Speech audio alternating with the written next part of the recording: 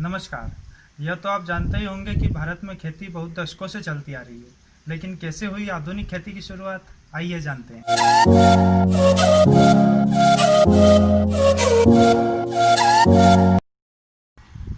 जब हमारा देश आज़ाद हुआ था सन 1947 में, उस समय हमारी जनसंख्या बढ़ती गई, करीब 36 करोड़ के आसपास थी।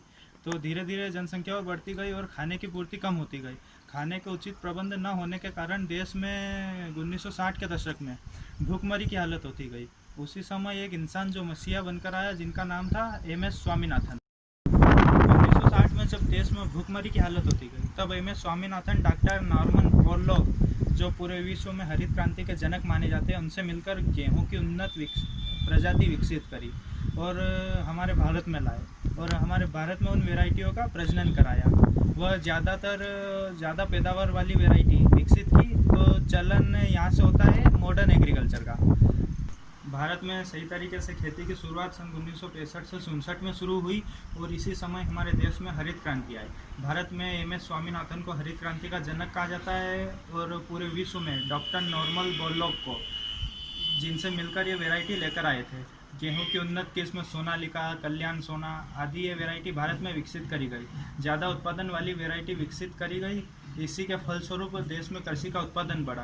कृषि को व्यवसाय के तरीके से करने लगे लोग। कृषि देश की आय में एक अहम भूमिका निभाने लगा। भारत में कृषि प्रधान देश कहा गया। हरित क्रांति के फलस्वरूप गेहूं, गन्ना, चावल, बाजरा आदि फसलों के प्रति हेक्टेयर की उपज बड़ी, देश में प्रगति हुई। विभिन्न प्रकार के कृषि विभागों की शुरुआत करी, जैसे मृदा विज्ञान केंद्र, कृषि सेवा केंद्र, सिंचाई सुविधा का विकास, आधुनिक कृषि यंत्रों का प्रयोग आदि।